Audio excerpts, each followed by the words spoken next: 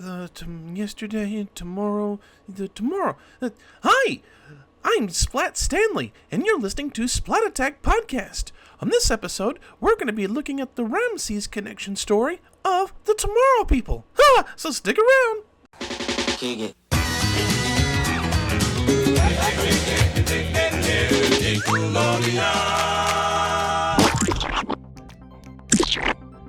Welcome to Splat Attack, a 90s podcast honoring the slime-filled past. I'm your telepathic pyramid hunter, Alex. And I hope you're all ready for a massive but definitely special episode continuing a deep dive into Nickelodeon's history for the fourth series of the Tomorrow People. But to be honest, it doesn't feel right doing this episode without my former co-host. He introduced me to the series, and I don't want to do this without him. So, hold on. Let me see if I can contact him. Just a second here. Brett, can you hear me, Brett? Alex? Nah. Can't be him. Must be hearing things. Brett, it's Alex. You know, your slime sultan in crime. I need your help. It is Alex. Where are you? I'm at the studio. I need you to help me with this episode. Can you join me here? Of course. I'm on it.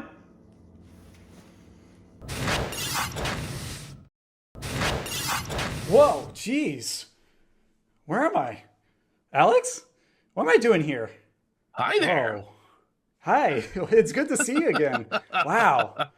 Wow, what a blast from the past. Oh, this must be Splat Attack Studios. I've seen you guys have done a lot with it since I last gave you the blueprints to build it about a year ago. That's right. Well, what you seen here, this is all Jordy. Jordy put all this together for us, man.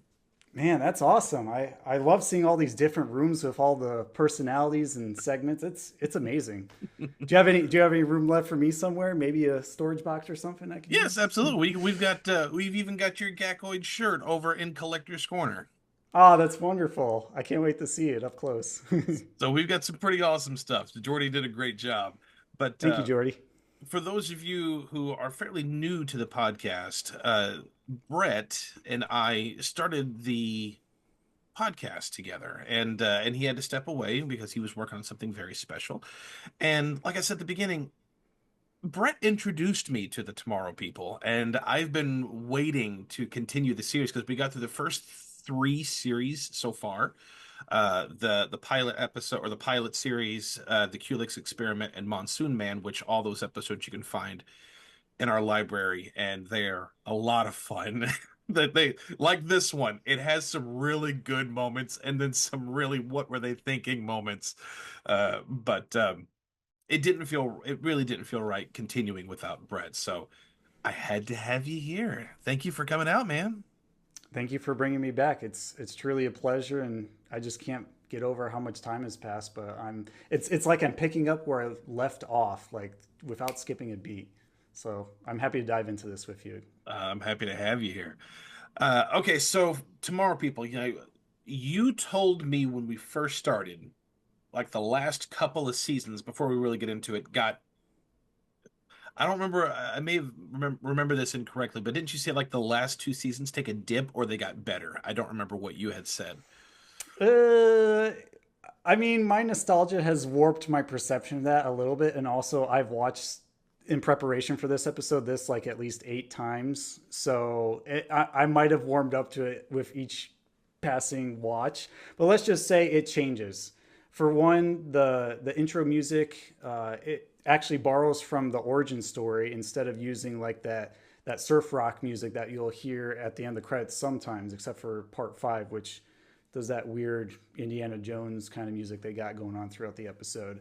But overall, I think it's due to the fact that they had a different director step in for the previous one after he left Monsoon Man. So the tone is like very subtle and different. And you notice they have this gradual shift from more sci-fi technology themes and more into like magic and mystical things that are history based. So it's more of an adventure spin on it. And while that may not be like glaringly obvious in the story, you'll see like the subtle differences through the way the characters interact with each other as we move forward with this one. And this particular series, Tomorrow People is a bit weird with their seasons in general, because everywhere I look online, there's only 3 seasons, but there are like 5 major stories, and I think they most seasons had at least two series in a single season. So this technically is season 3, but it's like the fourth series, but it feels like season 4. Yeah, I just call it season 4 because it just makes more sense in my head canon. Because each mini series slash season has 5 parts to it, so just kind of keep it neat and orderly. But it depends on how diehard people are out there with their information, how much you care. So general audiences, it's like season 4, but for Yeah, diehard fans, it's season 3, the first half. there you So go. there you go. And I'm excited for a number of reasons, but one, I get to directly tie in James Bond to the series again. Twice. More than twice.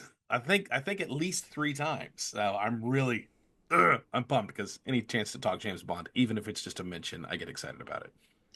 Episode details for all of you. We are talking about the Tomorrow People, the Ramses connection. Again, this is series 3, episodes 1 through 5, or 20 through 25 if you count the whole series.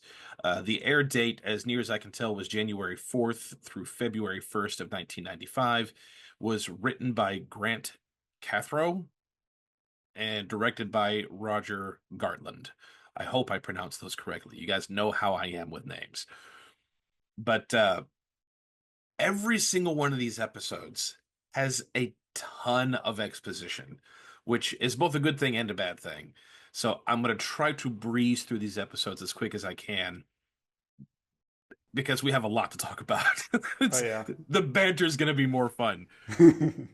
So, and not to say the synopsis isn't, because oh my gosh, so many things happen. So for our first Take notes, episode, kids. yes, get your pens and papers out. We got a lot to go through. We have a history lesson on Egyptology. So the first episode, we open with a purple crystal slash rock is being stolen from an Egyptian exhibit at a museum in London. Our 3 leads, Adam, Megabyte, and Amy, are being telepathically summoned by an Egyptian pharaoh child from the past. He speaks in a language that none of them understand, of course, and they begin to investigate by going to the museum and learn about the break in from the night before. An expert historian arrives to lend her expertise, and the Tomorrow People have a conversation with the historian, and together they translate what the child was trying to tell them previously. It leads them to an obelisk statue in London. Upon investigating the obelisk, which leads to more questions than answers, get used to that. That happens a lot in this show. What appears to be a homeless woman with a picket sign is speaking of warnings and prophecies and is begging to be taken home.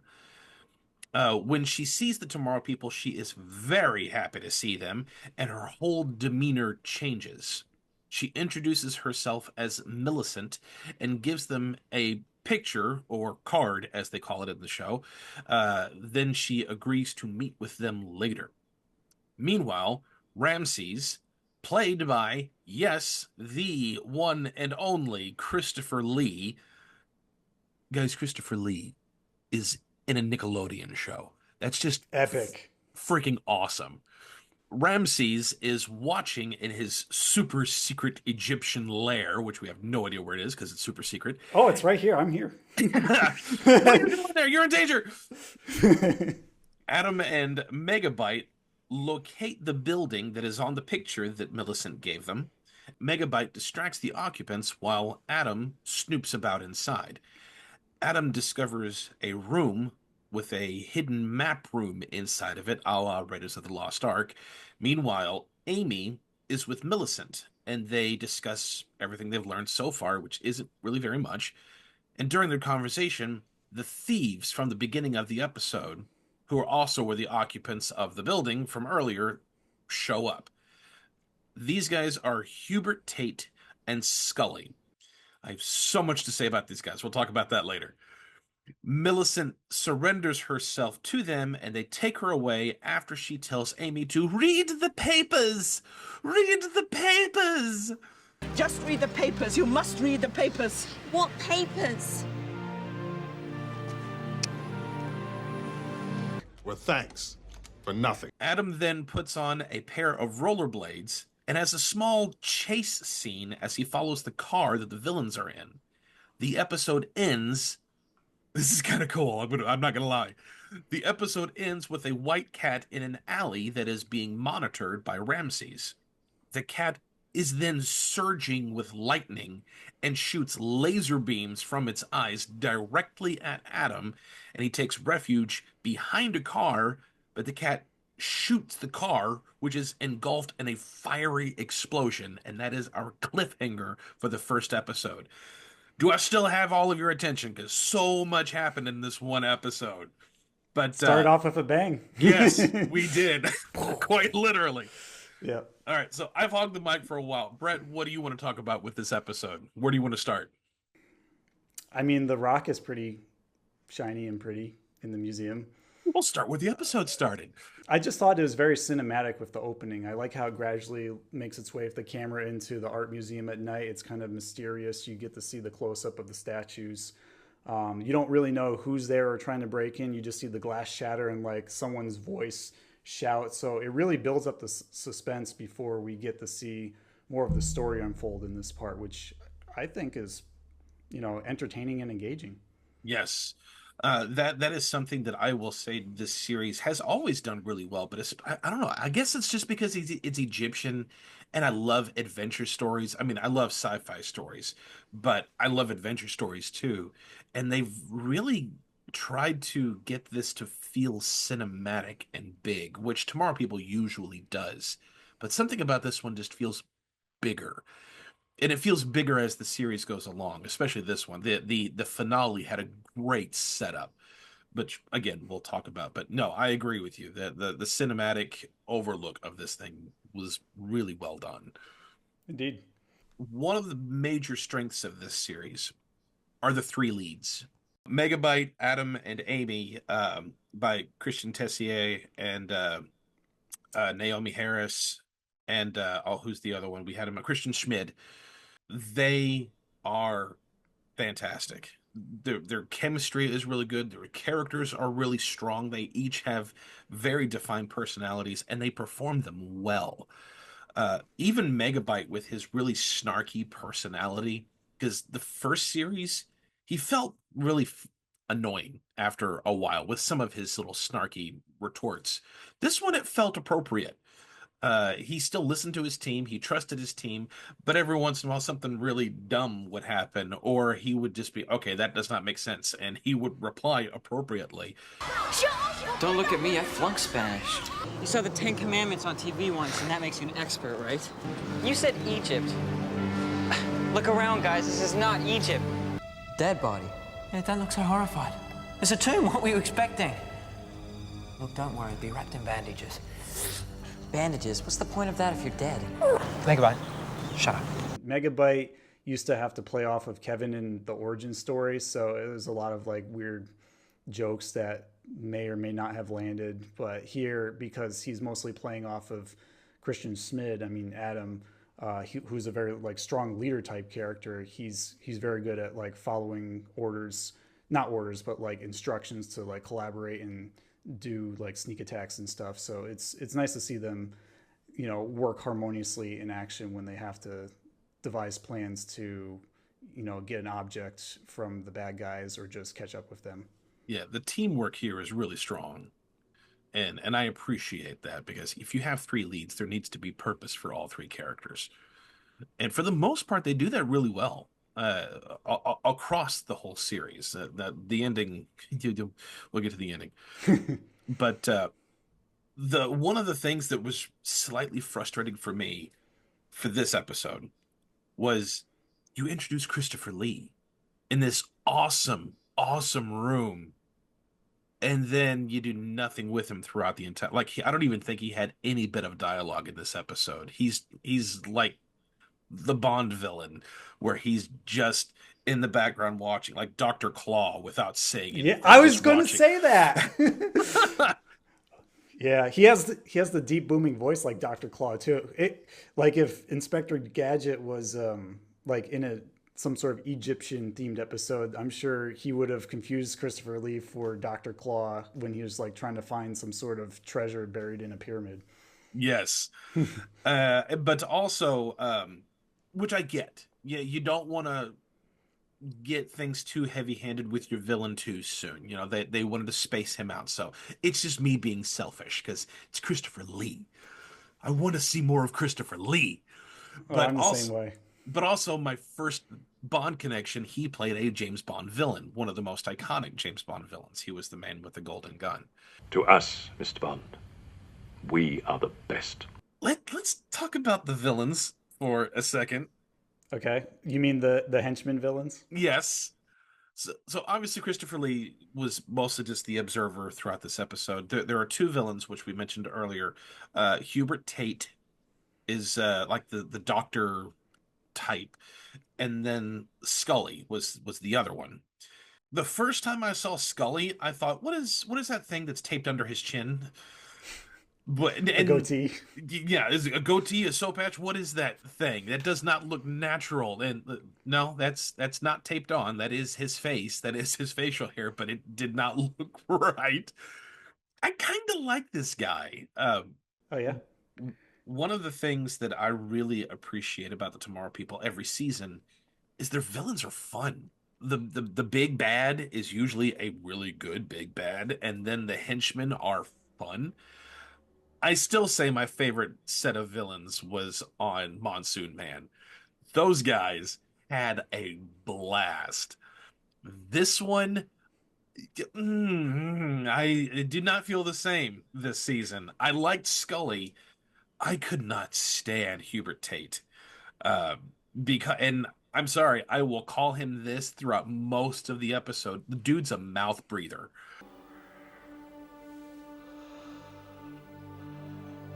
My lord, something is strange. Could it be, by ill luck alone, that the Cartouche should come to light at this time? I submit other forces are at work. Close your mouth, please, Michael. We are not a codfish. I do want to mention real quick that he kind of sounded familiar to me when I first saw this, and I'm like, why is my brain churning this way? Because I'm always looking for Are You Afraid of the Dark references, and he kind of sounds very similar to Dr. Vink when he speaks. In a way, only Dr. Vink is less breathy and faster. And I am not a nutbag. But yeah, mouth breather. Hubert Tate is definitely a mouth breather. You'll hear it throughout the entire episode. Millicent, a couple pop culture references for those of you, because like I said, we got Christopher Lee, great. We also have some other really notable British performers in this series. Millicent was played by Elizabeth Spriggs. For all of you Harry Potter fans, she was the fat lady in the Gryffindor common room, and she was also one of the recurring characters in the 80s, I believe it was 80s miniseries The Third Eye that was also on Nickelodeon. Okay, I'm going to apologize in advance because, again, I'm terrible with names. But the historian that we talked about earlier, she was played by Adjoa Ando. I totally butchered that. I'm sorry. I'm spelling right there. But she she plays Lady Agatha Danbury on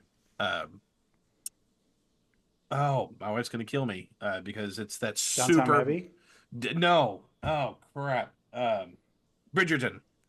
The other Bridgerton, popular British show. The other huge British show that is blowing up everywhere. So she was in that. She was in this, and she was really good. Because again, when you have good performers in the show, it really stands out because knowing where we started Look, I've told you, I appeared out of thin air! compared to where we are now. No, the sentence goes the other way around. Chiopa Bana Huskir, the sacred something of Queen Cleopatra. It's really cool to see the star power that they got in this episode, and in this show in general. But for our first episode, Brett, what are your thoughts on the first episode? I mean, as you'd expect through the miniseries, there's going to be some different pacing issues, and of course, this one felt very slow. At first, I didn't mind it because I liked the buildup of being able to sneak into the art museum and see what was going on. But as we're like interacting with Millicent outside of that sacred Cleopatra obelisk, and she's like, going around for protest sign, they're kind of like talking about what's going on. I immediately tuned them out. I'm just like, yep, you're talking, you're exchanging words. I don't know what you're saying. I don't think it matters. Can we get on with the action bit? And then, of course, I paid attention with the laser cat exploding the car and Adam trying to catch up with a car full of the minions with his rollerblading scene, which someone actually pointed out in one of the comments of our previous Tomorrow People episode about that. So for that person who's watching this is for you. We did note it. So something about that I thought was a bit silly. Dude can teleport.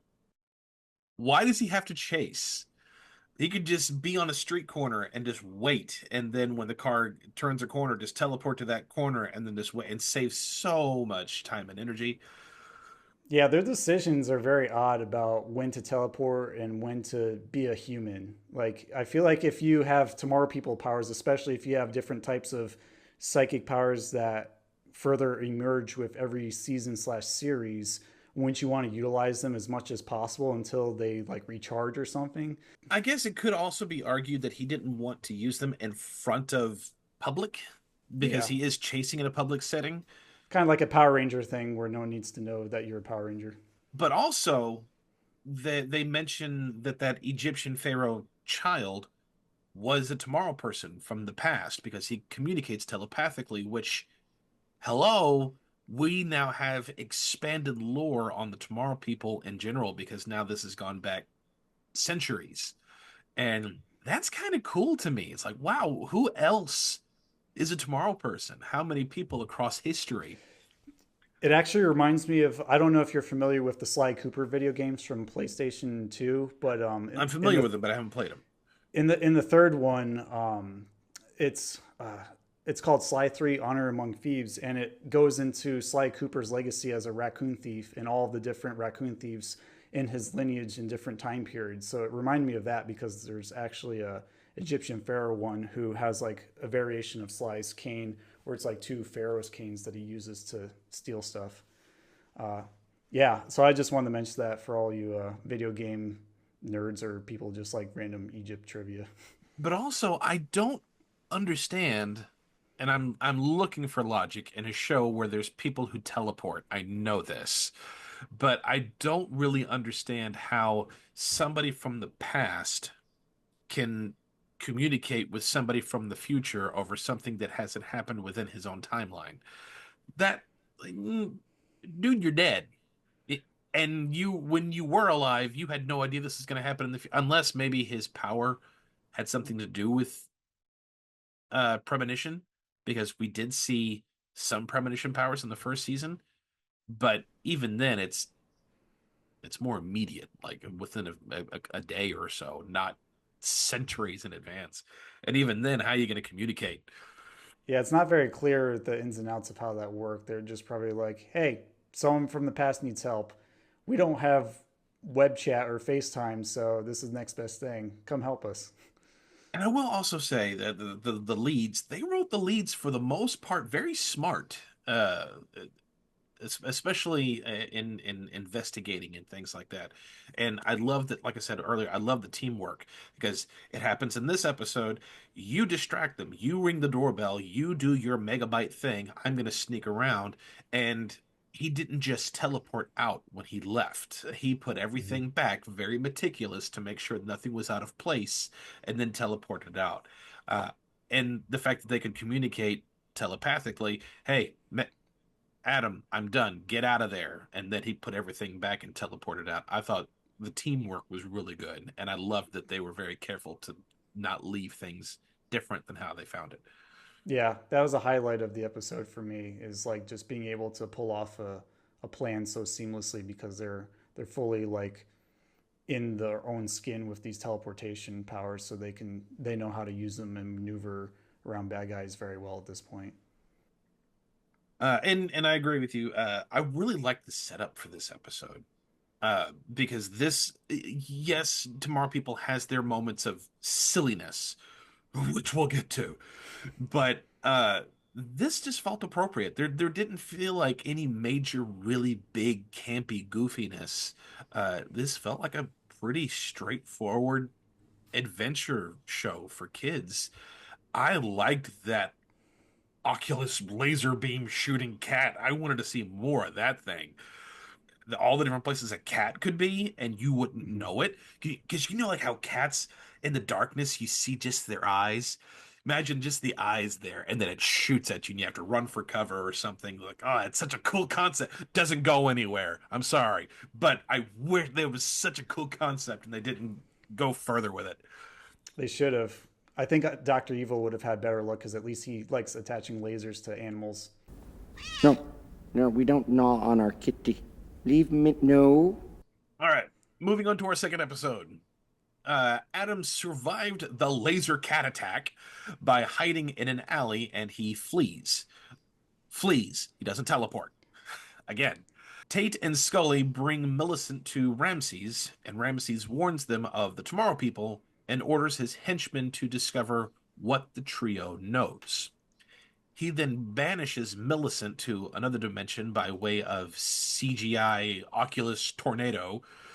The trio discusses Millicent's kidnapping and look at the paper/card that she gave them in the previous episode. With her banished, her address suddenly appears on the back of the paper. The team now has to split because Amy is going birthday shopping with her mom, priorities, and Ramses puts a beautiful necklace in a nearby shop that Amy discovers and is entranced by. Adam and Megabyte go to Millicent's address, where they also end up in another dimension that is a solid white background, very similar to The Matrix. And here they discover three characters, I'll say. I have to emphasize these characters. I gotta... Okay. One of them is dressed in a red raincoat, umbrella, rain hat, and goes by the name... You ready for this? Red Rainwear. Yes, that's his name. There is a woman who's dressed in a very Goldilocks type of outfit with strong makeup, kind of like a China doll, and goes by Lindsay Motherwell. And a really tall adult man dressed up in a blue British schoolboy uniform, and he's called Rupert Short. Get it? It's like Little John. These three characters are friends of Millicent's. And upon hearing of her disappearance, they give our heroes a card to the Zuzu Club and a message to be urgent. Go. Hurry. Trust no one. Trust nobody. Well, trust us. We must trust you. But don't trust anybody else. They must find the Ramses Cartouche. Meanwhile, Slow Mouth Breather is being threatened by Ramses through, like, a projected image onto an Egyptian sarcophagus to destroy the Cartouche. The Tomorrow People celebrate Amy's birthday, and she receives the necklace that Ramses put in her path, that her mom coincidentally bought for her, and she became entranced from previously. Ramses then uses this necklace to control, mentally of course, Amy. Megabyte's dad helps them to find the location of the Zuzu Club via a phone call, which is in Cairo. Amy attempts to stop them with a stern no. I don't want you to go. How many ways can I say it? Don't go. And it shows how effective that is by Adam and Megabyte just leaving Amy and then teleporting to Cairo. Now, at the club, they find a man called Roach who is selling the cartouche for $1 million. He locks it away just before Scully and Tate arrive, who attempt to buy it. Roach retrieves the cartouche from its locked location and runs. Tate acquires the cartouche, and Scully drowns Roach off screen, which makes the whole chase scene mostly superfluous, and Adam and Megabyte pursue the villains together. Upon further investigation, it seems that the cartouche cannot be smashed. It must be destroyed in a very special way. Meanwhile, Amy, still under a hypnotic spell, tells Ramses everyone's names and what they know, and she vows to kill them. End of episode 2. I want to start with the nicknames that I want to give these 3 characters, because when I first saw them, I immediately thought, who are these people? Why are they even here? Do they have anything to do with Egypt? And I was just thinking, well, I guess that's Human Paddington Bear, Lilith Moppet, and Tweedledee right there, or Angus Young and Blue, depending on what you want to think. Like they're just random characters to, I guess, keep your attention. I still don't know why they're here. I don't either. Yeah, I'm okay. This is the weakest thing of the show for me. I don't like these characters. They scream child abductors to me, especially Rupert Short. The way he just smiles and puts his hands on their shoulders. And they live in a bus and they try to lure you in there with British candy. Oh, good. I don't like these guys. Now, I will say, second James Bond connection, the actor who plays Red Rainwear, his name is Anthony O'Donnell. He has a very small cameo in Skyfall, which was really cool. He's keen to get home. But and he's been in everything. Dude's in all kinds of British programming. He's a very well-known actor. And he does a good job. Like, these 3 actors do their parts well. Just the characters are dumb. I don't like these. They offer nothing to the show. Like, this whole episode, the only thing they offered was, here's a clue to the Zuzu Club, which that address could have very simply been on the card that Millicent gave them in the previous episode. They could have just followed up with that. Yeah, they feel very shoehorned in. It did. They absolutely do. I don't like these guys. They also kind of remind me of this Twilight Zone episode called 5 Characters in Search of an Exit. And there's like a bunch of random strange characters, like a clown guy, I think a soldier, and a few others. And it turns out that they're toys in a giant like bargain bin at a toy store. So maybe this weird Matrix space is really just like the Pharaoh's toy chest, and they happen to be left over from King Tut's previous playtime back in the past. I don't know. So with the villains, because I have so much to talk about with these villains, especially this episode, you really get to see the dynamic between all 3 of them. With Ramses in charge, and he goes full Darth Vader throughout the rest of the series. You failed me, I'm going to kill you. And then, oh no, please don't kill me. Okay, I won't kill you. Only, Darth Vader actually kills you. Ramses does not, because he only has 2 people following him. So why would he kill these 2 characters? But I thought it was really funny. Like, the very first scene, he tells them to be silent.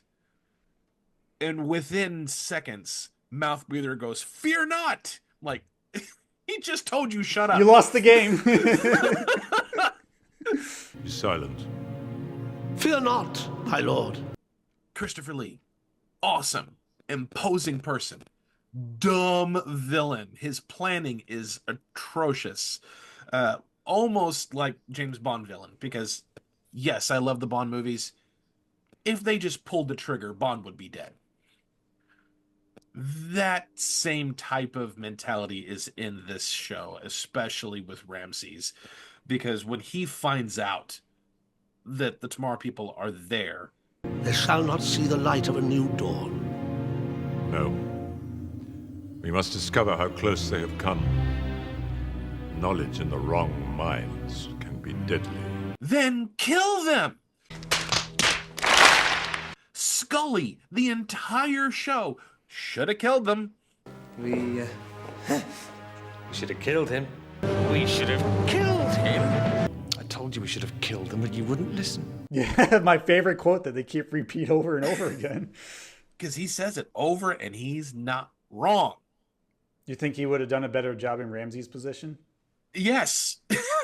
I think he would have done a better job in Tate's position if he was the loyal follower and then ordered Tate to translate everything and read the inscriptions, because Scully in charge will absolutely kill anyone in the way. Yeah, he looks like a hitman anyway, just by the way he dresses. So it seems more fitting for his persona. The other thing that I really thought was cool, another little movie connection, the actor who plays Roach, his name is Rolf Saxon. I don't know many other things that he's been in, because he's one of those actors who's in a lot of things, but you never really know it. But I know him from Mission Impossible, the first movie, Mission Impossible, because cool. you know the scene where Tom Cruise is trying not to touch the ground. He was the technician that was in that room that they got sick, so he would leave the room. Okay, maybe he left the room when that rock was stolen at the art museum. Yeah, part 1. Tom Cruise was coming in to steal the rock, and then someone beat him to it. Can we? The cartouche. Cartouche. Nothing wrong with the cartouche. I actually kind of like what they do with the cartouche later, but this episode, you could make it a drinking game. Take a shot every time they say the word cartouche. Cartouche. Cartouche? Cartouche. Cartouche. Cartouche. Cartouche. It's cartouche. Cartouche. Cartouche. Cartouche. Cartouche. Cartouche. Cartouche. It's funny you mentioned that, because when I was watching this, I'm like, geez, how many times do they have to mention cartouche in part 2? Turns out it's about 13 times and then 2 in the other 2. So it's a total of 15. And if you were drinking alcohol, playing that drinking game, you would have been passed out like a frat boy by that point. Oh, yeah, because they say it so many times in a really short amount of time. Yeah. I couldn't help but look it up after it. I'm like, okay, what is a cartouche? It sounds very strange. And, it turns out, according to Wikipedia anyways, because it had a better definition than Merriam-Webster, it's that in Egyptian hieroglyphs, a cartouche is an oval with a line at one end tangent of it, indicating that the text enclosed of it is for a royal name. So even behind you, I can see the cartouche and the Where's Waldo-ness of your wall. If you look to Alex's screen right, you'll notice him pointing to it. So there's the cartouche, and some royalty is in there. Who I know, I don't really know, because I'm not an expert in hieroglyphs, but I'm sure, Maltbreaver can figure it out for us. Would you like to hear what rhymes with cartouche? I was just going to say, you got a rhyme game for us. Go for it. Yeah, because I'm like, what a strange word. What other word in the dictionary could rhyme with that? Because it's just so bizarre sounding and out of context of everyday language. So get this. See if you have seen it or spoken any of these before. We have, of course, douche, touche, or touche, I guess, whoosh, loosh, swoosh, sloosh, smoosh, squoosh, whoosh, shoosh, whoosh, zoosh with a Z. And then for the 2-syllable ones, we have barouche, abouche, accouche, babouche, crocambouche, debouche, farouche, harouche, papouche, scotch douche, tarbouche. And then for the 3-syllable ones, if you want to be ultra fancy, a mouche-bouche, which I actually know from Top Chef, cockatouche, escarmouche, gobemouche, and palatouche. I dare you to try and use at least one of those in everyday conversation now. Oh, gosh. Where was I going to go with this? Talking about the villains for a second. Oh. I love the quick, abrupt cut. Because they go from the birthday party, I think is what it was. Mm-hmm. And then No. It wasn't the birthday party. It was the Matrix with the trio. And then cut straight to him screaming, the mouth breather just screaming, "Forgive me, my lord." The key to what? To understand. But my lord. But the pleading, the brown nose on this man, as he's begging, "Your humble servant," and then bends over and bows, but the superimposed face of Christopher Lee on the sarcophagus, and it's like inverted. Forgive your humble servant.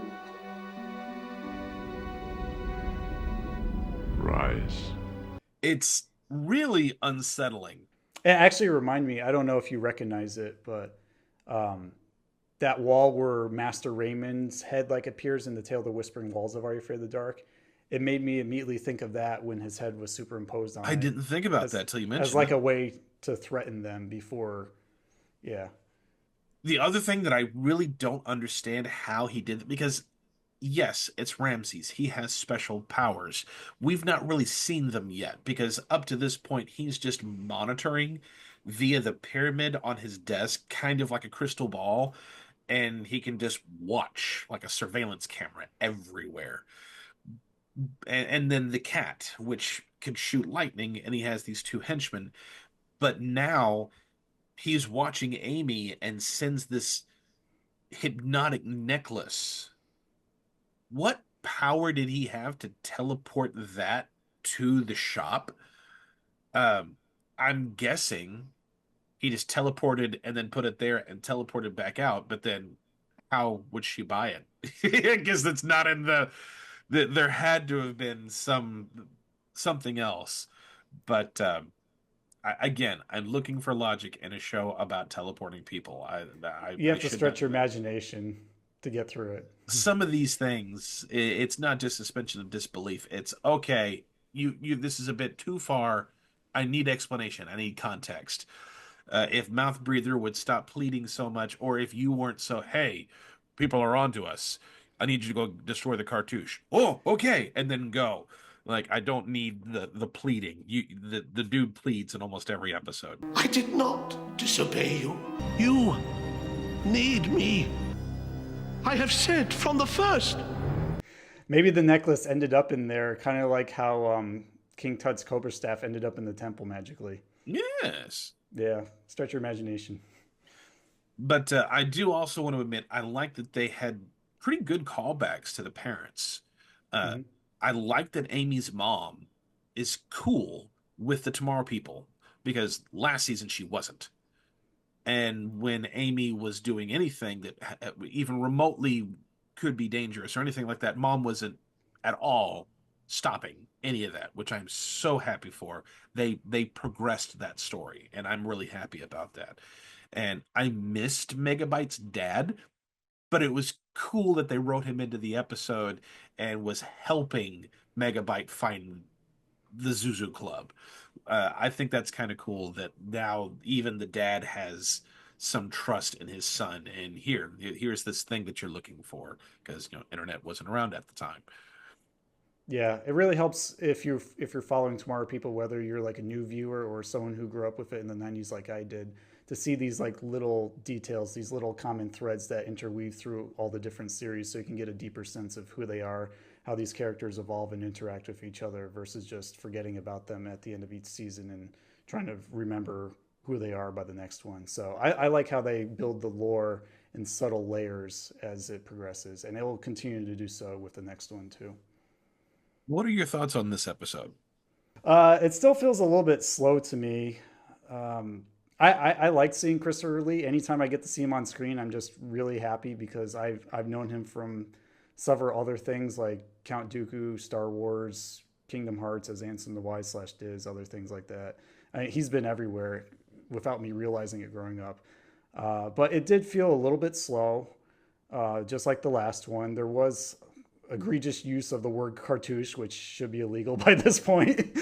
I didn't care for the characters, the weird Storybook Trio, whoever you want to refer to him as, and it was distracting as I was like trying to follow this mysterious plot unfolds. I did like their trip to Cairo, Egypt, though, when they were trying to negotiate for the Cartouche. And it felt more like a serious drama and, trying to take itself as more like this epic adventure and less like silly side tangents full of nonsensical jokes. I like that. And it really surprised me when I realized how Scully ended up killing Roach by drowning him just around the corner in some water. And I'm like, dang, they went dark with that for a Nickelodeon show. Yeah, they killed a person on a Nickelodeon show. That they don't do that. Nope, certainly not today. Yeah, but overall, I like the progression of the events. I still wish it was a little bit faster because I really get sucked in when they have a lot of action and I mean, Ramesses didn't really do too much. We don't know much about him, what he's doing. I wish we knew more. I wish he took a more active role, but at least he still has characters tied to him that are setting things in motion for the parts to come. So not my favorite part of the 5 we're covering, but at least it's starting to connect some threads to the later parts that will build up to the climax. Yeah, this was a very slow episode, and anytime those trio shows up, I roll my eyes. I'm like, can we please get to something else, anything else? If they had cut that out, they could have done more with Amy being under a hypnotic spell and receiving orders and sabotaging Adam and Megabyte, and also could have done maybe a little more with the chase through the sewers with Roach to punch up the excitement in the second half of the episode. Yeah, I just want to piggyback on your comment about Amy because when she was possessed, I'm like, oh wow, she's getting like serious. She's going to turn on Adam and Megabyte, and I'm anticipating this conflict that's within their team that's going to break up their dynamic, but they don't really do much with that. It's just like, okay, she has this present. She has another freak out like she did in Kulik's experiment, which I guess she's known for that by now, and she has her birthday, but we don't really know what's going to happen yet. And I want to see more scheming involved rather than just be like, guys, don't go to the pyramid. No, I said no. But it would have been cool to see her follow them to the Zuzu Club and maybe try to blow their cover. Yeah, that would have been great just to see her behind the scenes as like a secret agent to infiltrate the good guys' plan. And if they're all in that same space and Tate and Scully were chasing Roach and Adam and Megabyte were trying to also chase what was going on, but Amy sabotaging them, that could have distracted them while they got the cartouche and killed that guy. And could you imagine the guilt that Amy would have felt that that guy is dead because she stopped Megabyte and Adam from saving him? Right. And now we got complex layers of drama and trying to understand if she has any control over herself while being possessed by the artifact. All right. So we're going to go through one more episode, then we'll break for a commercial. So episode 3, Adam and Megabyte follow Mouth Breather and Taped On Soul Patch to a hotel in Cairo, Egypt. Tate begins to conduct a ritual that will destroy the cartouche, but Megabyte once again distracts them while Adam sneaks in and steals the cartouche. The duo decipher that the engravings on the cartouche is a map to a hidden location of Ramses, which is under the 8th pyramid.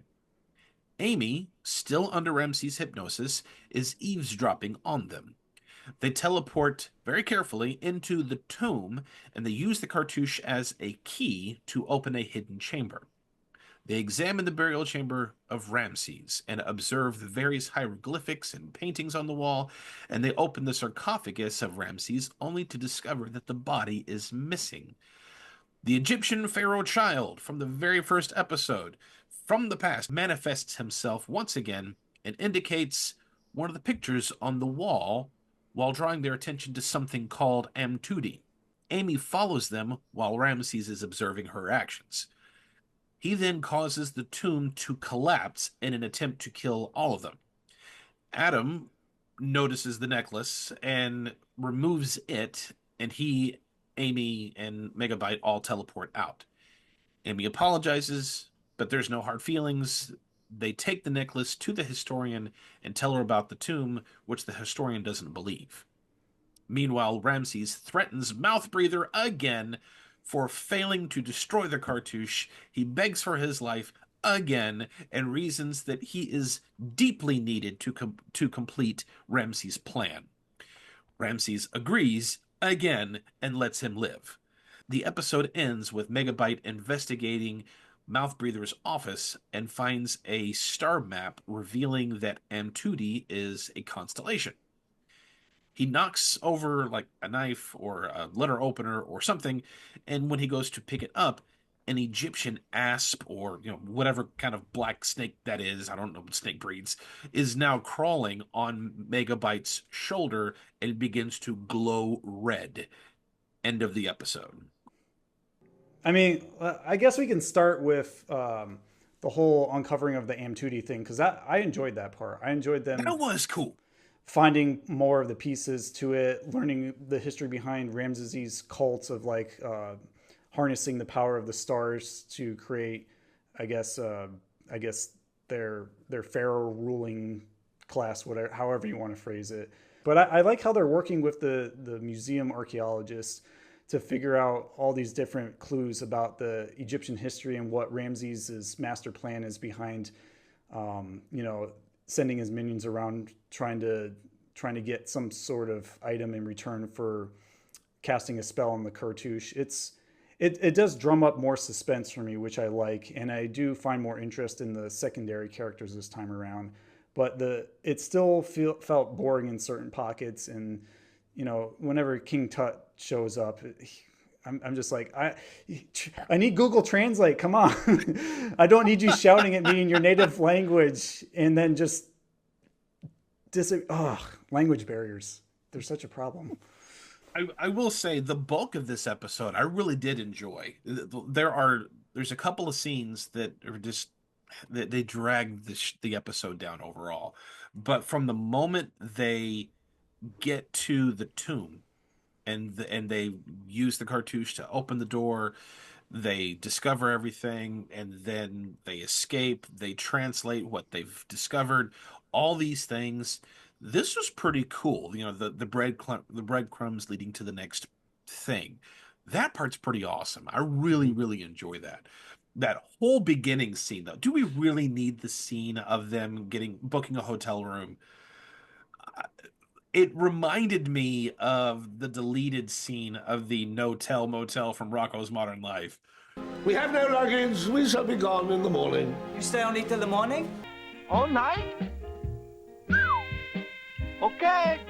But I also want to say, if Scully was in charge, they would have won again, because dude's the voice of reason for the villains. Like earlier, we should have killed him.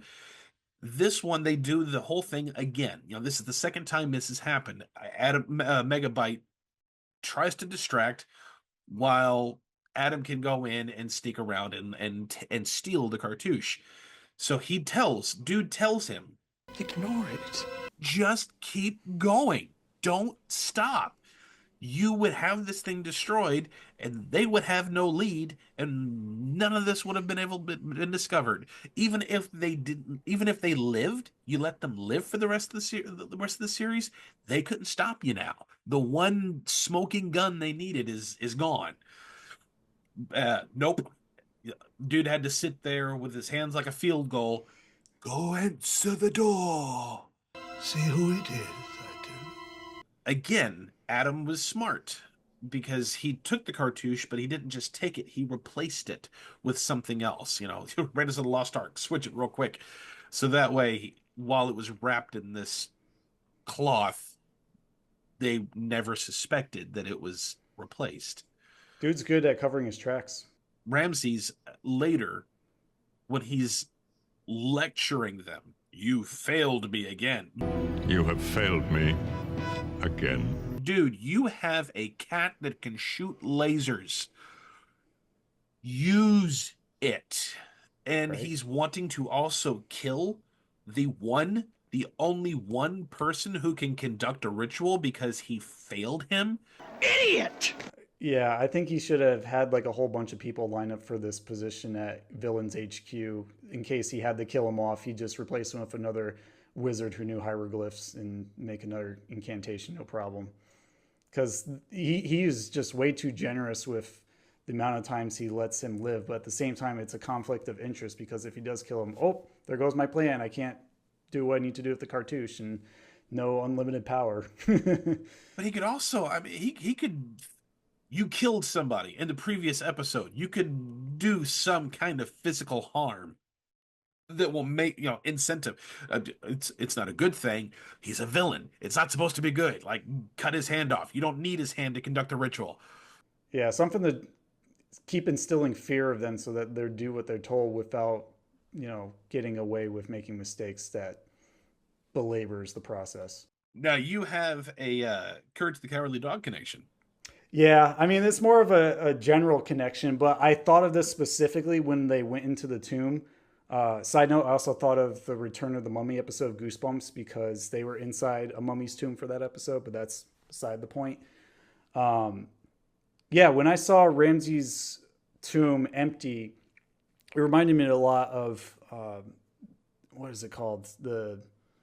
I think it's just called the Ramses Curse episode, Courage the Cowardly Dog, where this piece of the tomb is stolen and it has a bunch of hieroglyphs in it. And every time the hieroglyphs disappear, when Eustace is trying to like sell it for $1 million and extort it, like some sort of curse or plague is wreaked havoc on this family's house in the middle of nowhere. And of course, Ramses shows up in like his corporeal form as like a mummified ghost type of thing, which might fit in line with what this Ramses would have looked like if he was actually dead, not still living. And the song that plays as one of the like plague's curses is hilarious and way more catchy than anyone should give it credit for. And I feel like if he played that to get his minions to obey him, they would have listened without question. So play a little bit here for our Slimesters so you get an idea of what I'm talking about, because it'll make sense. The man in gauze, the man in gauze. What are your thoughts on this episode in general? I know you said that you didn't care for it. It's a bit slower. I did like most of the scenes where they're inside of the tomb because I just love Egyptian imagery. I don't know why I go nuts for it, but even in history classes growing up, I love that stuff. I like how things get a little bit more dramatic because I feel like if somehow Adam and Megabyte miscalculated the way they were able to teleport in and out of the tomb, they would have been trapped in solid stone, and that would have been it for them. Like, now we're getting to high stakes decision making here, and as you feel that ramp up with trying to get one step ahead of Ramses and his minions, it gets the viewer more invested into the plot. So I really like this part. Although Amy being there and like trying to stop them, it felt kind of half-hearted, I guess, because she was just kind of hiding behind a wall looking. And then as Adam and Megabyte are running out, they're like, "Amy, what are you doing here?" And she just starts having one of her like traumatic convulsive fits again. She's not good at being evil. I wish she was better and more devious and sly than she portrays herself as. See, for that, she was more like a tracking bug.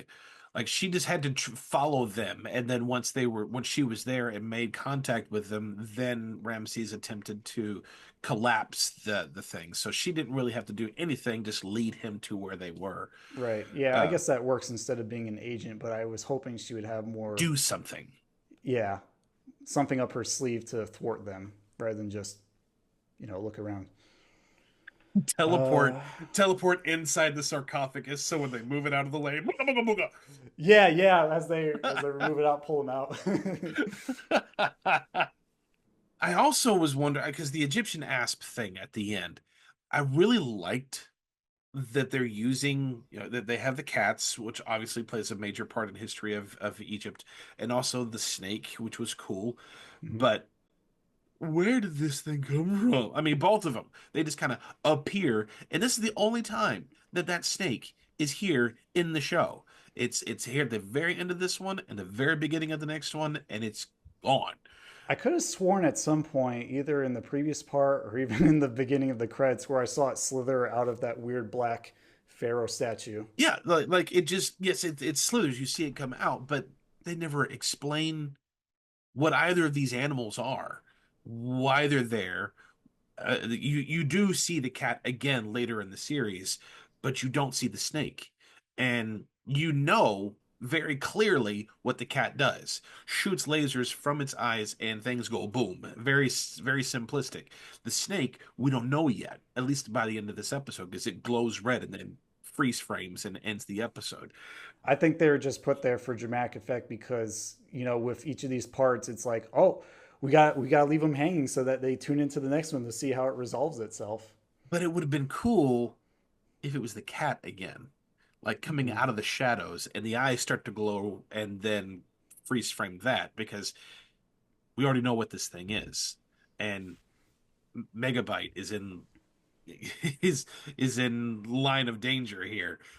I like the cat character a lot. I actually wish it transformed into like a human minion to like further twist the intensity of the drama.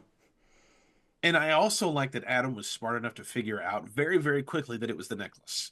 Yeah, he ripped it right off her when he saw it. He didn't even think twice. Gut instinct. Like they figured out, like I said, they're smart, this series. They figure out, they decipher the hieroglyph, the engravings. They decipher that they need to use this cartouche as a key.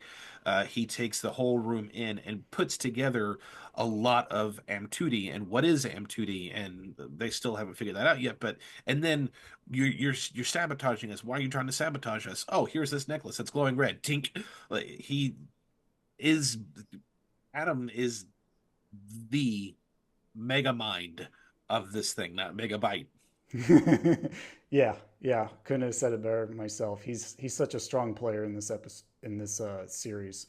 Like he's always been strong, even when he didn't fully understand his powers as a tomorrow person. But he just gets like amplified more every single time through his development of leadership. I love seeing him act. It's just great. Yeah, he's a good leader. You can definitely tell he is the leader of these three by this point, for sure.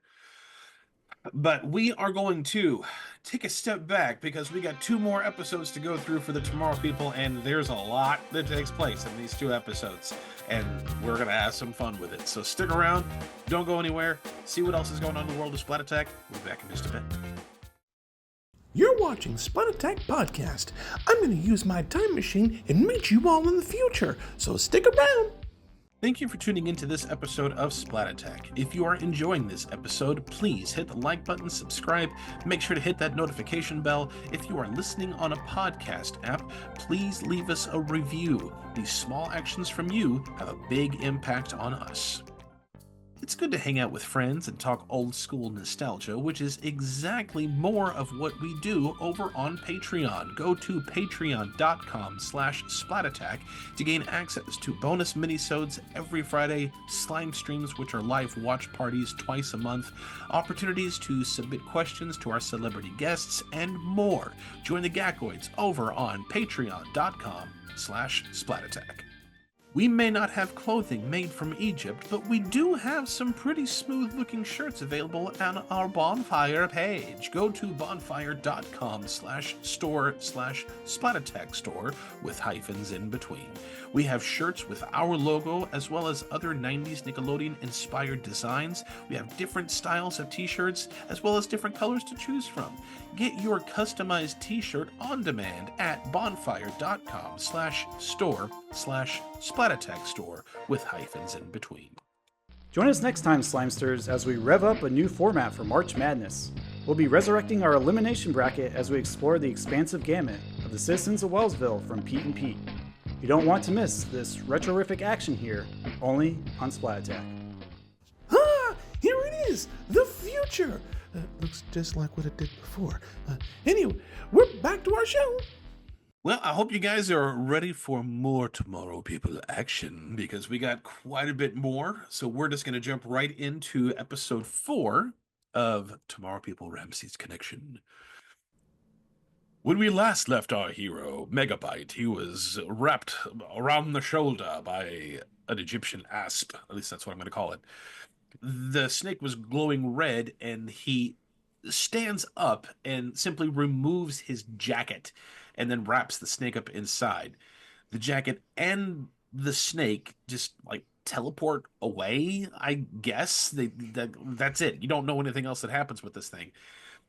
Adam and Amy are contemplating what to do next, and who should arrive but Red Rainwear, Lynn's Motherwell, and Rupert Short. Yay. Oh, goody. They tell Adam to draw the picture that he saw in the tomb and show it to the historian. He draws the entire, very detailed drawing from memory. How? I mean, we'll talk about that in a minute.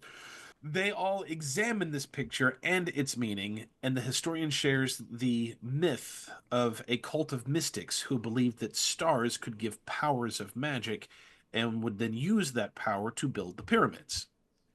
The leader of the cult was none other than Ramses.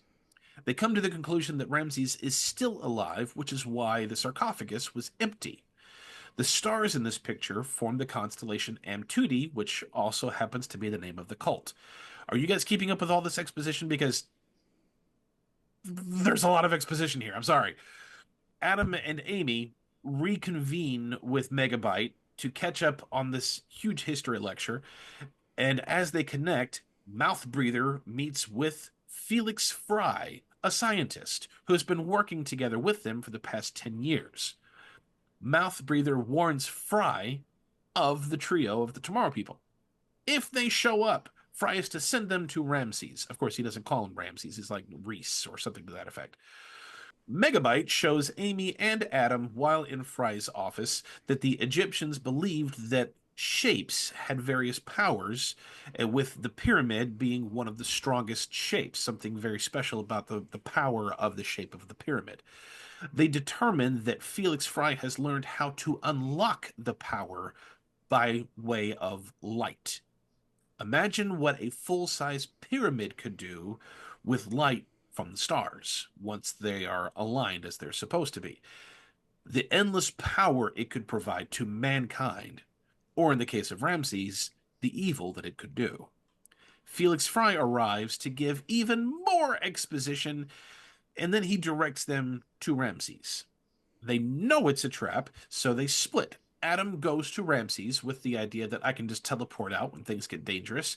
Amy then figures out what Millicent had said earlier about, look at the papers! So they go to a library and discover through news articles that the benefactor of Fry's research was Ramses, and that obelisks have been placed all over the world that make the shape of Amtoudi's constellation. Adam meets with Ramses. Here we go. Adam meets with Ramses, and Adam learns that there have been Tomorrow People all across history, including one of the first pharaohs. Adam warns Ramses that will never win, but as he attempts to teleport away, Ramses' powers prevents him from doing so, and then Ramses uses his ocular CGI tornado again, aka like Michael Jackson's Remember the Titans effect, uses that to banish him to another dimension like he did Millicent. End of the episode.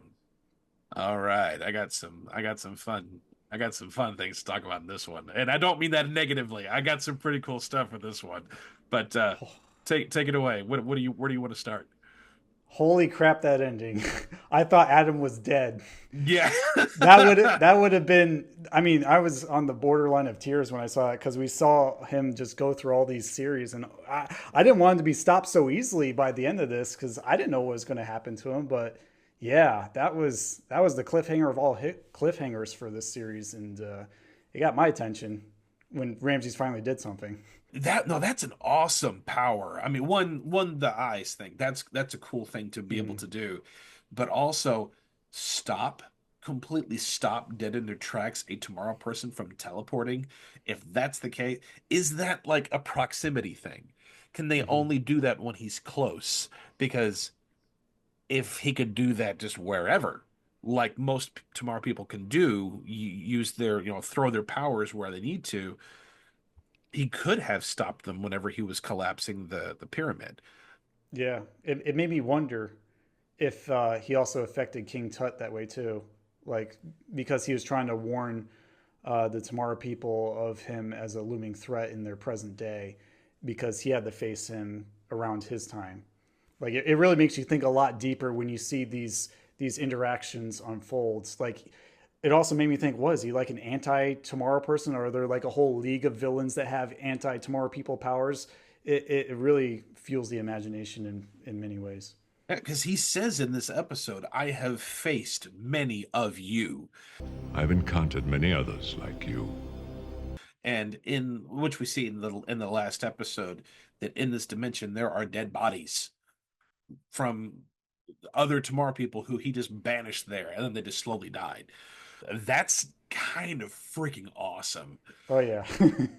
And that now the stakes have absolutely been raised. And while the episode was super heavy in exposition about the pyramid, the shape, the power, how to unlock the power, all this stuff, there's a ton of exposition. But honestly, I feel like they could have trimmed a lot of that if they had just made a couple small tweaks. One of them being Felix Fry. Take him out. Don't really need him. You could have used Tate again, mouth breather. You could have just had him be conducting this research, and it could have been in that same room. And you have the map room where he could also do the experiment, the little model where they have the pyramid in it, and then Megabyte would use his computer skills to simulate what he does in the episode. And then Tate could find them. And then, since he's within the building, then Ramses could confront right there, which would have been cool. And you could still have that ending. And Megabyte and Amy could have booked, like, go while you can. Teleport, Lisa, teleport! Teleport, Lisa, teleport! Yeah, it would have tightened things up a lot more. I mean, it's okay if he was there, but he felt like another shoehorned character, just like the weird trio. I don't even know how to describe him. Anyways, I really did like the visuals of having them break down, the master plan as it's coming together with like, oh, how is he harnessing all this energy from the Amtoudi star system to create pyramid power? Is he gonna like do something extravagant to block out all life on Earth, or is he gonna live forever? I mean, we'll find out in part 5, but I really love seeing the visuals of all that come together in this laboratory space and really show Megabyte's versatility as a character, other than a distraction that basically Adam tells him to be. And I love that he didn't just rehash what the others learned from the historian. He learns how he's going to access that power. And I love that they didn't have to recap all of that again. He's like, yeah, I know that, but here's the next part of that. And again, that shows why they really work together as a core group. And who does not work together as a core group is that stupid trio. Why? And I say why because they made this whole punchline about why. The letter Y. Like when they talk about Amy in the previous episode. Our friend, Amy. Amy with a Y? No, with an I. You, of course, must be... Amy. Amy. With an I. Yes. Not Amy with a Y. No. Why not? Everyone in this room is now dumber for having listened to it. The logic that these guys had. Oh, what was it? Millicent. Have you got any news of her? I sort of hoped you might have some. Sorry. Mrs. Motherwell's had a funny twinge in her left leg since yesterday, haven't you, Mrs. Motherwell? That leg's as reliable as Big Ben. It means just one thing. Millicent's in danger. That's the dumbest thing I've ever heard. I feel like these are storybook characters searching for a Winnie the Pooh book to star in, and it's nowhere in sight, so they found this. But also, correct me if I'm mistaken, in, I think it was Kulik's experiment, wasn't one of Amy's powers the ability to look in her memories? And that's how they found a license plate number? Yeah, yeah, I believe that's correct. And also, she was able to see Kevin, who was like bitten by a mosquito, and how he ended up in the hospital when they first met. Was that something that they shared together? Like, I know she had that, but wasn't she like taking them by the hands and she brought them Yeah, into her thought? Why didn't they just do that instead of, I can do everything here by memory? I don't believe that. yeah, and it's not like he had special effects to show that it was a Tomorrow Person power. It's just like, oh, I'm Adam the Magnificent. I can do no wrong. I can do this. Who are you to tell me that I can't perfectly copy this highly detailed hieroglyphic I saw just 1 second ago in a tomb that almost collapsed on me? Yes, no, that I'm like, no, that no, no, no, no. No, no, no, no. Hell no. No. No. And you have this really cool power that you have from a previous season that you could have used again here. Yes, Amy was bad at that point. She still could have shared, like they could have Vulcan mind melded, Yeah. which they've done before, and use that power one more time. Nope. I can do it by memory. Shut up.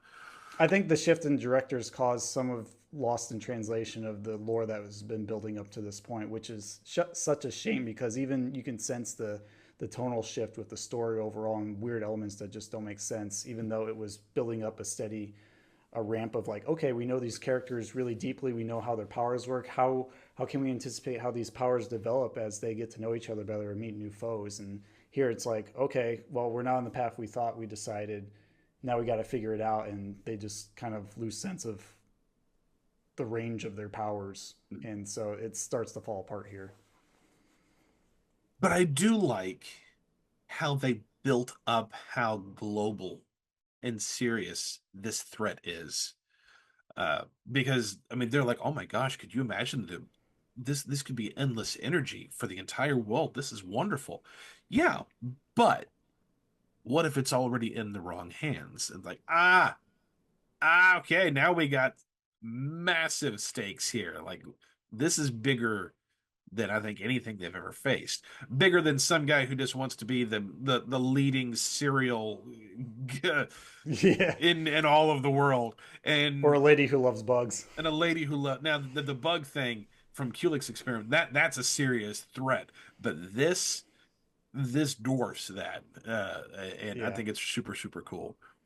All right, so let's get to the finale. All right. So our final episode, episode 5, after the 3.5 minute long intro, which is on par with every season, Adam finds himself and Millicent in a banished dimension.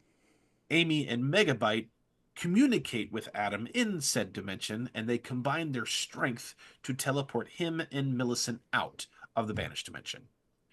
Ramses tells Mouth Breather they have escaped, which he then begs, is like, oh, let's try to kill him. Felix Fry meets with the Tomorrow people and apologizes to them and wants to show them what he's been working on. He shares with them the power of the shape of the constellation Amtoudi.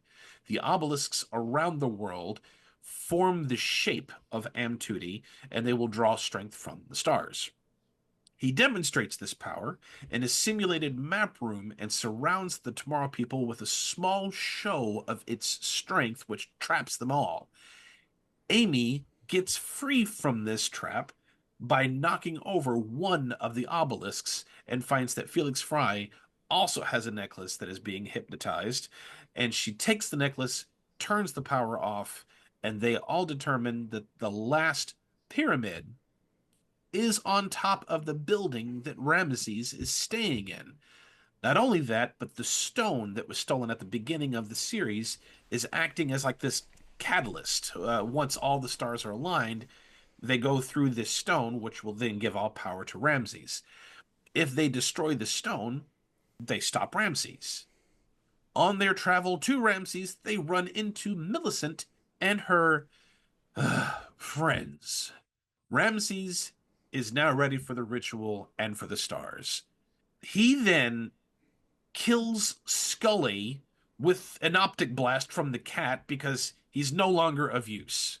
I have thoughts. Mouth Breather starts the ritual, and all of the obelisks around the globe begin to connect to the stone. Adam climbs, why not teleport, to the stone. Amy and Megabyte do nothing.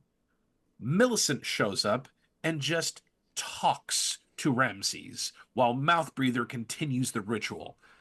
Ramses then chants, and Millicent calls upon the power of good to take up their arms, stand up, and fight. I summon the powers of good to take up arms and to do battle with you. And then these three goofballs shows up and acts like utter fools. They quite literally show up, dance, make noise, laugh, and walks around with this chicken head just to be a distraction, which doesn't work at all. I mean, it throws off Mouth Breather for like 5 seconds. You see him super confused, but goes right back to doing the ritual, and Ramses is still chanting, and the optic blast cat does nothing.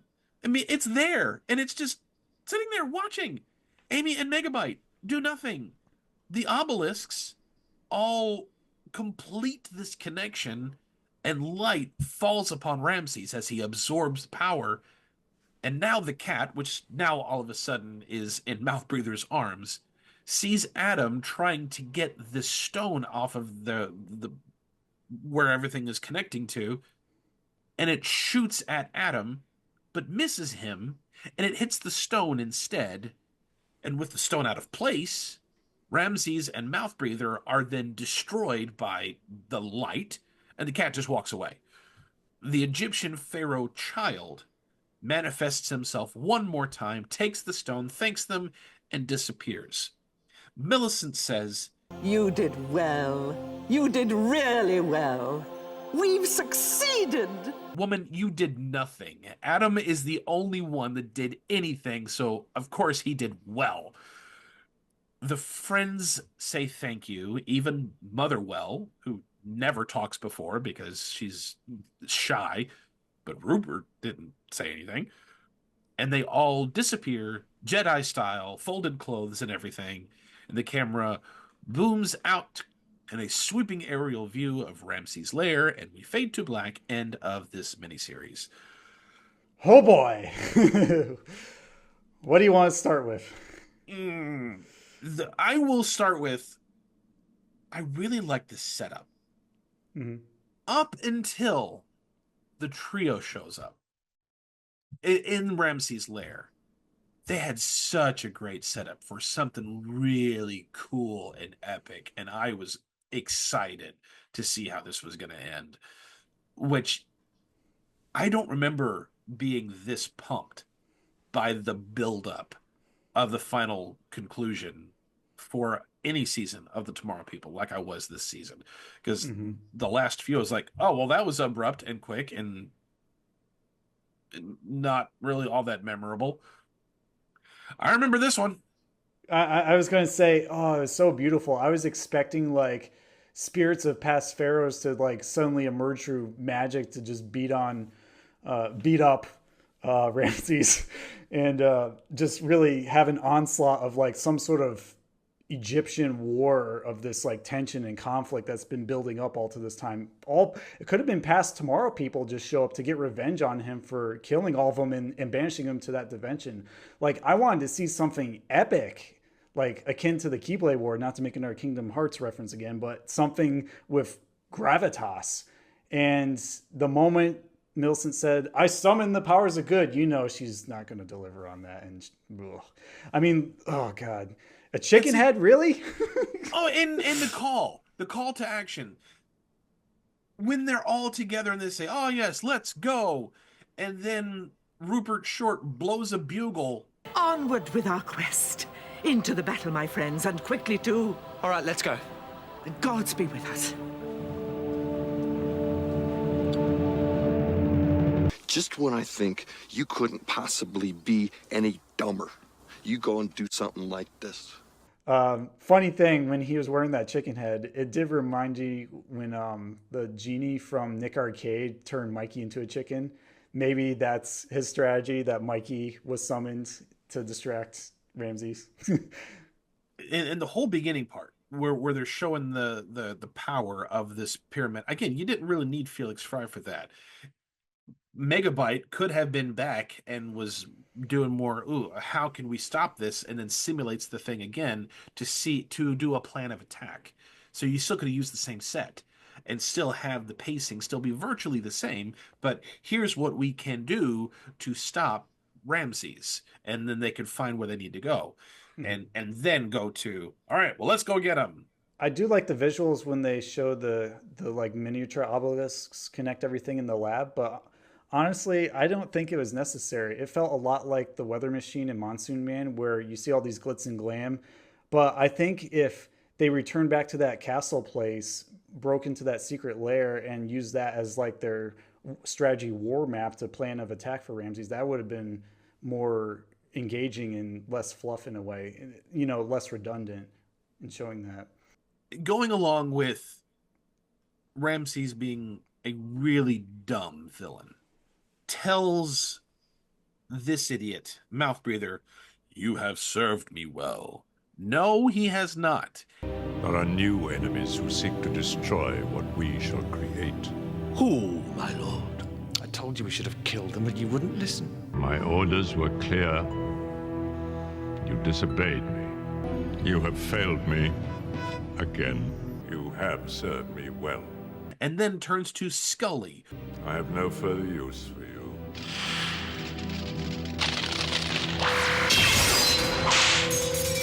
You probably could have used him. Yeah, just because he doesn't know magic doesn't mean he's not useful, but I don't think Ramses fully understood the utility that his minions have and could have leveraged them a lot better with his plan of attack. And you have as a note about the way he died. Yeah, when he got shot by laser beams, I think from Ramses' eyes. No, that was from the cat. The cat. Why did he turn into glass and shatter? Like he was from some early 90s full motion video point and click adventure made by Sierra, who also does Indiana Jones point and click adventures. Why? What? It's just out of left field. I mean, he could have melted. He could have just went in that Remember the Time Michael Jackson tornado. He could have vaporized, turned to sand. Anything that's on theme would have been acceptable. Heck, you could have just beheaded him and called it a day, and I would have accepted it, even though it would be edgy for a 90s kids show. But that was the worst choice they possibly could have done, just because, oh, hey, this looks like a cool effect of the time. It felt like lazy writing with the "you have served me well," and then later gets mad at him from the beginning, like at the beginning of the episode. From the beginning, you have underestimated their powers. After they got Adam out from this banished dimension, and it cuts straight to mouth breather, completely full. Look at that dumb face, like, oh my gosh, what? They escaped? What? And then Ramses. From the beginning, you have underestimated their powers. This is all your fault! What I'm saying about lazy writing is he then says, right after that, Me, my lord? I have said from the first. You're acknowledging one dumb mistake that you've made 3 times. I love Christopher Lee as an imposing villain because he's got that deep, resonating voice, but he was not written well as a character for this role. It makes me so sad. Let's talk about this series, the Ramses Connection, and give it our rating. Brett, what do you rate Ramses Connection? This was very much a push and pull experience for me in terms of trying to rate it. Like, there's so many highs, especially near the end of the miniseries, but there's also very low lows and just annoying road bumps along the way that could have been removed, trimmed down, you name it. Even the music choices really bugged me, which we didn't talk about the music hardly at all. It just felt like this, again, like with the 90s point and click game vibe, it's just like this very timid MIDI stuff going on. And I'm like, come on, I want some more Prince of Persia grandiose orchestration with some lanais and other Egyptian instruments to make it feel fully realized. But we don't get that. We get mostly city sounds and dialogue and little like do do do do do do, like little stinger accents. And I don't like the music in this one. I'm sorry. I wish they stuck with the surfer rock theme or just orchestrated a lot more fully. So considering the poor writing of the villain, but also weighing in the cliffhanger of Adam almost potentially dying, which was incredible, like the buildup of that. Yeah, I was going to give this an S, but I'm going to knock it down to an A, Splatulent, because there's too many bad things I can't ignore that keep it from being great. And it wants to be great, and it has a lot of potential, and the set design is amazing. But because of all these little things, it's like Death of a Thousand Needles. It just has to be more accurately treated like that. I am going to give this a C. I enjoyed a lot of, and that's not to say it's bad, because bad to me is D and F. It's average or splatverage, because there were some like I echo the same sentiments. There's a lot of really good stuff here, particularly whenever it's just the trio investigating things, and then the build up, and some of those cliffhangers were really good. But there's so much exposition, slow exposition. There's so much mouth breather that takes up so much time. There's too much repetition about certain points. And then that stupid trio and that really, really botched ending that really bugs me. It takes it down a lot for me. It could have easily been a B or an A at the very least. If they had taken out the trio, it would have been a B or an A. But they drop it down a lot for me because I just don't like them. They're really pointless characters. But I seem to rate them more generously than you on the whole, because I want to give them the benefit of the doubt and notice the good. I don't have the heart to rate most things I grew up liking C or below unless it really pissed me off. And while there are a lot of problematic things in this, it wasn't quite to that point. Kind of like Muscular Beaver was an F for me way back when. Muscular Beaver 3, to be clear. The first one was amazing. All right. Well, we have two segments for all of you guys. First one's going to be pretty quick. It usually is. So we are going to take a look at Tuned In.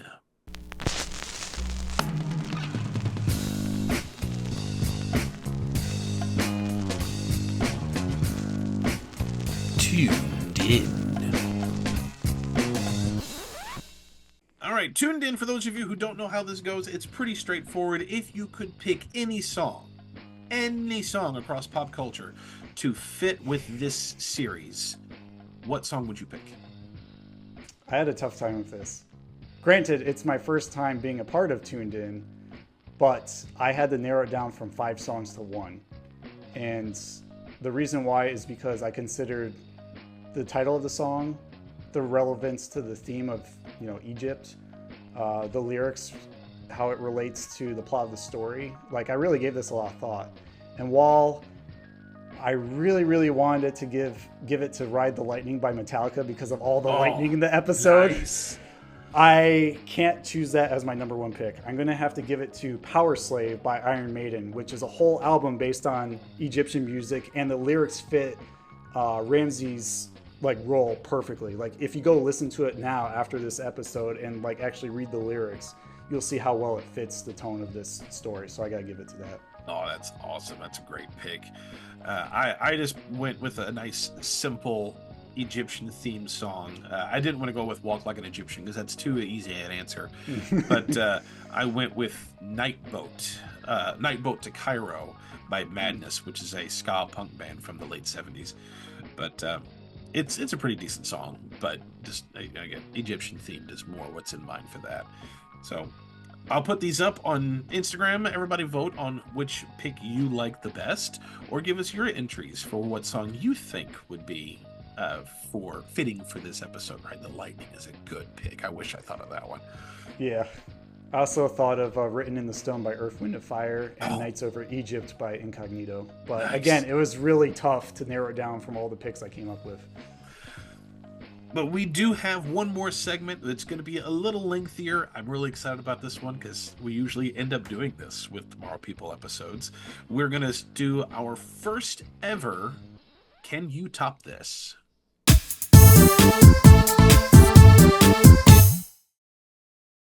Can You Top This is the segment that we are doing. That's for you, Manny and That's Kat. Kat.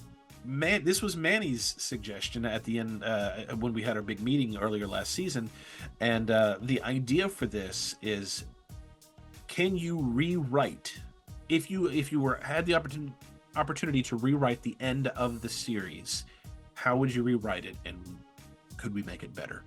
I'm absolutely sure we could make this better, but you go ahead. What have you got in mind? Hopefully this is still true to what I was thinking earlier. But this is what I wrote.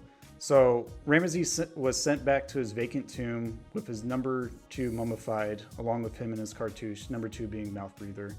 And we see how the world history is altered because he was never able to place obelisks in key areas of Europe in order to gain immortality. Millicent and pals reveal themselves as spirits of King Tut's royal cabinet, and they express gratitude and rejoin their king in ancient Egypt back in their time. The Tomorrow People return to the British Museum and read up on new discoveries at a King Tut and Ramses exhibit that they open up thanks to the Tomorrow People's research and dedicate it to them. And it segues into a distress call for help from their old pal Jade at Stonehenge after she delivers the somber news Megabyte's father, General Damon, was killed while examining some strange markings on the stones, thus gracefully setting up for the scene for Season 5 one, The Living Stones, to begin. Amy is also needed in another time and joins Millicent in helping Tomorrow People of her past prosper in a worldwide network of Earth projectors come present day. All plot holes are filled, and also no clothes are left behind when the trio disappears. Nice. Thank you. So I'm thinking, if all I'm rewriting is the ending, we still have those stupid friends. Mm-hmm. And I'm thinking if we could find a way to incorporate all of them so it's not stupid. Because what I'm thinking is Motherwell. She never speaks.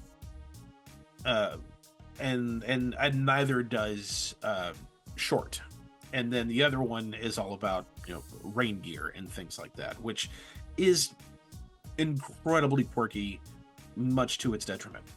So what I was thinking for the ending was the first thing I thought of was Atlantis. It must have taken hundreds, thousands of years to carve this thing. Hey, look, I made a bridge. It only took me 10 seconds. That's what I imagine as the ending. Just a giant pillar go right over Ramses. Up, done. No more. But I was thinking with the whole, oh my gosh, we have to stop Ramses. How are we going to do that? And then she knocks over an obelisk just to leave. I'm like, yeah, see that's what I'm thinking. Break the chain. But that isn't going to stop the power from coming through regardless. That's just going to help, divert it. So what I was thinking was along those same lines, but different, was Adam shows up and they try to get the stone out, but because of all the power that's surging through it, he can't budge it. And the cat is chasing after them. Scully is still alive, and he is trying to kill them. The cat is trying to kill them. Like they're one's chasing Amy, one's chasing Megabyte, and Adam cannot get this free. Then the friends show up, and they try to destroy this thing, but they can't do it. So they all have to teleport out quickly, and they go to the map room where everything's already established. Megabyte has already spoken with his dad previously and has, follow me with this, explosives to destroy the obelisks. And we don't have to go to every single one and watch them be destroyed, but he gives them to everyone, and he's at the map, and he communicates with them telepathically where each one is, and then you can see in the simulation the power being diverted. You know, that obelisk is destroyed, that obelisk is destroyed, and then we could see Scully and Ramses, the power being less funneled and more scattered. Because now that's not being able to funnel as it could be, because the shape is being destroyed. So whenever they destroy all the obelisks, they show up again. And this time they can focus more directly, because the power that's going through that stone, it's not going through that stone. It's everywhere. The cat will try to shoot at somebody, Megabyte or someone. But he teleports right in front of Scully and then teleports out as the cat shoots Scully. So the death is still the same. Change it, but now Scully's, he's out of the picture. One of them can take the red rainwear, uses his umbrella as protection because it actually serves as a shield, so everyone can get behind it and they corner the cat so they can't shoot at them anymore. And while Adam is trying to get the stone out, if Motherwell's power was quite literally her voice, which is why she's never spoken the whole time, and when she speaks, it makes a shield around him, like a sound wave shield around him to protect him from the lightning that's coming through, so he can remove the stone, and then the ending still stays the same. Now, they die the way they did in the show, and then keep everything else virtually the same, but Rupert Short, he could have been helping try to stop Scully until the cat kills him. What kind of power do you think Rupert would have in aiding everyone? I don't know. I haven't really thought about what that could be. The only thing I'm thinking is maybe strength.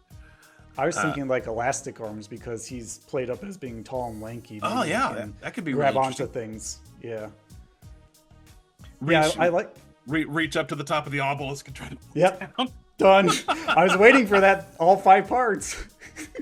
Yeah, I really like your approach with the more active, serious role of the weird trio, I'm going to call it, just because we don't need silliness during this climactic moment. We just need everyone to band together and show that the power of friendship and clever use of your powers put together can stop evil, no matter how powerful it can get. Like, we want to feel that satisfying payoff, not, let's dick around and play around while this is happening. And Millicent could be the counter curse, the counter ritual while they're trying to do the other ritual. Using those details would make it would definitely leave fans like with a more lasting impression, like, wow, that was amazing, I want to see what's next. And instead of doing that whole beginning part where they're talking about the power, the whole Felix Fry scene, you could just do we've got to go get him, and then you could expand that climax so much more to do all those detail things that we're talking about, and it really wouldn't be a whole lot more special effects that wasn't already in the episode. No, just borrowing time from filler to better utilize it. If only. It was a fun exercise, though. I like that segment. Yeah, it's fun. There are certain Are You Afraid of Dark episodes I would choose to rewrite if we ever had the opportunity. Such as? Hungry Hounds. Virtual Pets? Laser Maze? Yes, all those. All the ones that are on the bottom of my list. Maybe even Lunar Locust too while we're at it. Phone Police? Yes. All right, well, that is going to be it, Slimesters, for this episode of Splat Attack featuring Tomorrow People Ramses Connection. But I do have a closing question for all of you. The closing question is, what are your favorite Egyptian-themed adventures? You can write to us via email at splatattack2021@gmail.com. You can DM us on all of our socials. Just look for Splat Attack Podcast. Subscribe to our YouTube channel. If you haven't already, the button's right there. Just a clickety-clack away. Interact with us wherever you can. We're always happy to hear from you. Thank you again, Brett, for joining me for this episode. As much grief as I gave this series, I've had a lot of fun talking about it, and I do have a lot of great things about it that I enjoy. So thank you for introducing me to it, and thank you for being here. You're welcome. Thank you for having me back. It's a great experience. I'm happy to, be integrated in some way again with Splat Attack, and hopefully there are many more great things on the horizon for all of us. That's right. Until next episode, I will close up the studio. We've got a lot of planning and research to do before the March Madness episode in just 2 weeks. Johnny and I are definitely going to have our work cut out for us, so we got to get to work. We'll splat you later, Slimsters. Splat you later. I better go take a trip to Wellsville to see what everyone's up to. Maybe I'll get even a Mr. Tasty bar while trying to beat up the Ocean of Artie while I'm at it. See you later, guys. Bye.